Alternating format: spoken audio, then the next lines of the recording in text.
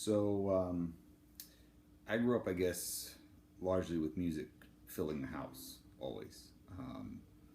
Records, radio, whatever it is. I still listen to radio shows. I'm one of the few people who still has timed radio shows, I think, that he listens to. And there was one person in particular who was sort of central to me growing up musically, to music always being there. Uh,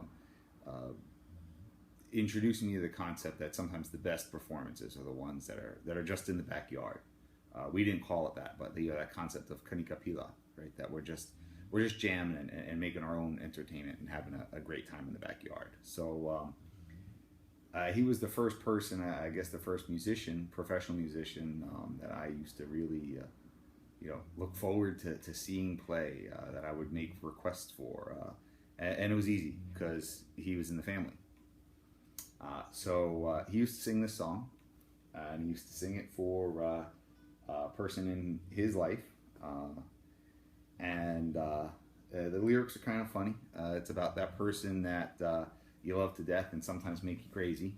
But I guess God bless her, because she put up with living with a musician, right? So Uncle Pete, this one's for you. And I hope I do it justice. I remember you doing it.